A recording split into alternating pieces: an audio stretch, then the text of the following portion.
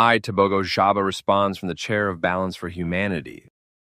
When news broke that Elon Musk, the South African-born billionaire who built Tesla and SpaceX, had received shareholder approval for what is now considered the largest executive pay package in corporate history, valued at $1 trillion, it sent shockwaves through financial circles and ordinary communities alike.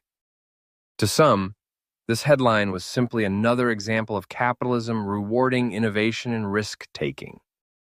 To others, it was a moment that exposed the vast gulf between the elite few who accumulate unimaginable wealth and the billions who live on the edge of survival.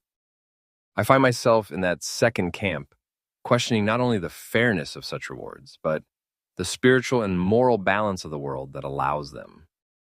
As someone who sees himself as a guardian of humanity, I cannot help but feel that we have reached a point where the scales of justice, compassion, and economic dignity have tilted too far in favor of those already standing on the highest peaks. Elon Musk is undeniably a figure of fascination. He represents genius, ambition, and the courage to imagine a different future.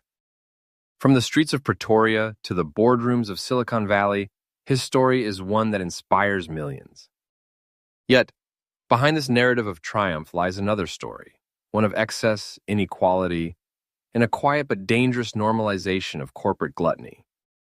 To reward one man with $1 trillion package while the world battles hunger, unemployment, and deepening inequalities to celebrate a system that prizes accumulation over empathy. It sends a message to the world that the only value that matters is financial value, that success is measured by wealth, not wisdom, and that leadership is defined not by service, but by shareholder satisfaction. This, to me, is not progress. It is the illusion of progress wrapped in the language of innovation.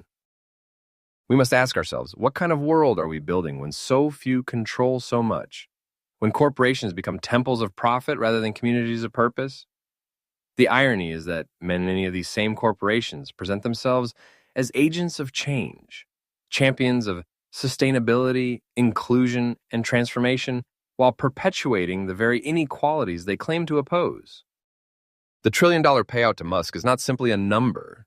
It is a symbol of how far we have drifted from the moral center of our humanity. It reflects a world where data, attention, and human behavior have become commodities, where people are reduced to metrics and algorithms that feed the endless hunger for profit.